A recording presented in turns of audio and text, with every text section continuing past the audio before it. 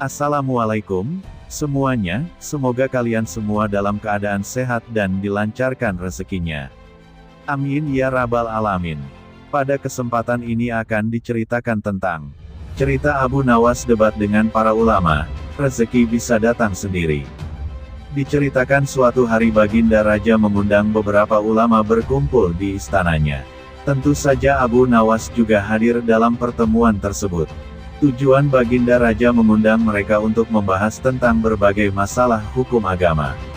Dengan begitu, beliau tetap bisa menimba ilmu tanpa harus meninggalkan istananya. Ulama fikih menyampaikan keilmuannya seputar halal haram dalam hukum agama Islam. Ulama tauhid menyampaikan keilmuannya seputar keesaan Allah Subhanahu wa Ta'ala beserta kekuasaannya yang meliputi alam semesta. Begitu juga dengan ulama lainnya. Setelah masing-masing ulama menyampaikan ilmu sesuai bidangnya, tibalah giliran Abu Nawas. Dikarenakan bingung harus menyampaikan apa, Abu Nawas pun berkata, "Ampun Paduka yang mulia, apa yang ingin Paduka dengar dari hamba? Hamba rasa para ulama ini sudah menyampaikan semuanya. Kalau menurutmu demikian, baiklah berarti sekarang waktunya tanya jawab," ucap Baginda Raja. "Abu Nawas, apa yang kau ketahui mengenai rezeki?"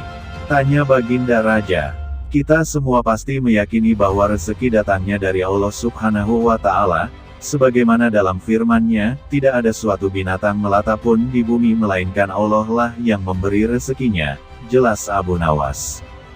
"Rezeki itu bisa datang dari mana saja, Paduka. Kita sebagai manusia cukup bertawakal dengan benar, niscaya rezeki akan datang kepada kita. Lakukan yang menjadi bagianmu, selanjutnya biarkan Allah mengurus lainnya."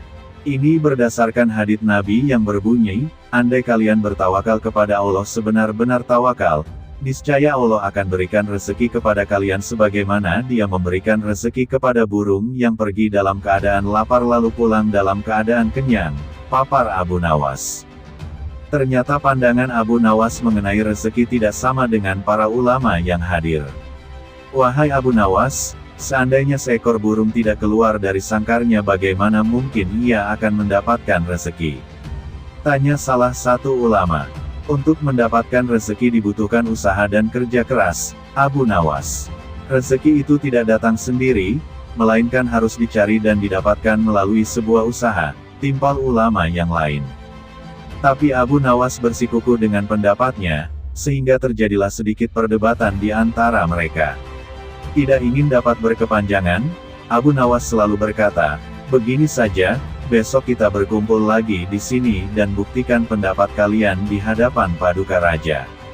Para ulama ini pun sepakat dengan tawaran Abu Nawas tersebut.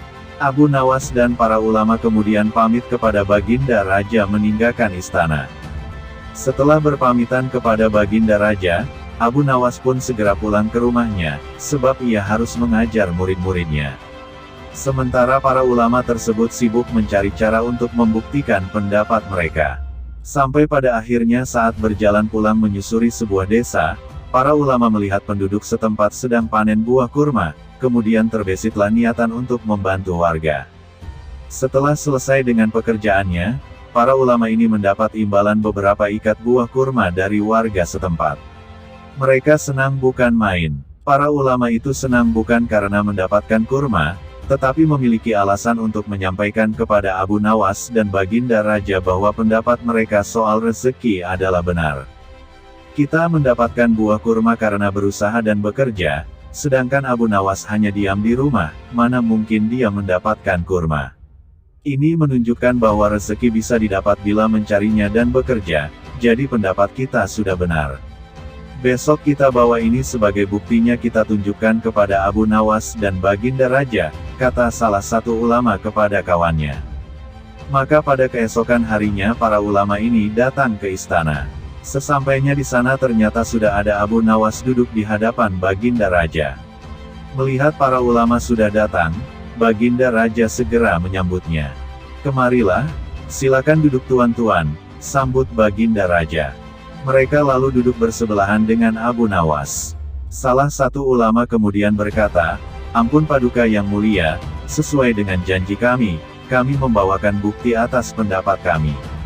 Kami rasa pendapat Abu Nawas kurang tepat, justru pendapat kamilah yang lebih tepat. Mendengar hal itu, Baginda Raja pun bertanya, bukti apa yang kalian bawa? Para ulama ini segera menunjukkan beberapa ikat buah kurma dan meletakkannya di hadapan Abu Nawas dan Baginda Raja. Buah kurma ini kami dapat karena kemarin kami bekerja membantu warga panen kurma.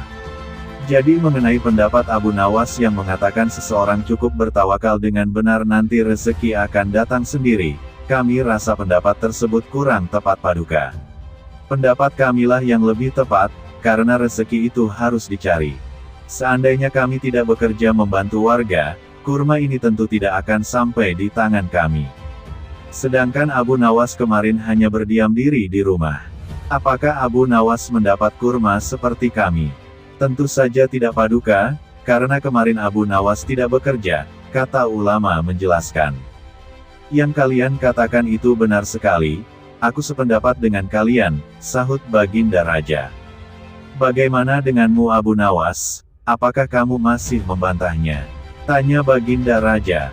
Mendengar itu, Abu Nawas hanya tersenyum seraya mengambil kurma dan mencicipinya, kemudian ia berkata, kemarin aku memang hanya di rumah seharian, karena aku harus mengerjakan tugasku sebagai guru yaitu mengajar murid-muridku. Hari ini saat kalian bercerita tentang kurma, tiba-tiba saya jadi kepingin. Alhamdulillah kalian datang bukan hanya membawa ceritanya, tapi juga buah kurmanya untukku.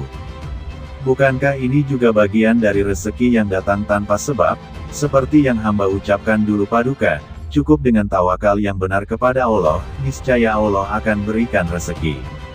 Lakukan yang menjadi tugasmu, selanjutnya biarkan Allah yang mengurus lainnya. Hamba melakukan tugas sebagai guru, lalu Allah mengirim kalian membawakan kurma untukku, ucap Abu Nawas tidak mau kalah. Mendengar penjelasan Abu Nawas, para ulama pun langsung tertawa satu sama lain. Kamu memang cerdik Abu Nawas, puji Baginda Raja. Sementara para ulama ini meskipun berbeda pendapat tidak saling menyalahkan dan membenarkan pendapatnya sendiri. Begitulah indahnya Islam apabila saling menghormati perbedaan pendapat. Wallahu a'lam bishawab. Sampai ketemu lagi di kisah selanjutnya. Wassalamualaikum warahmatullahi wabarakatuh.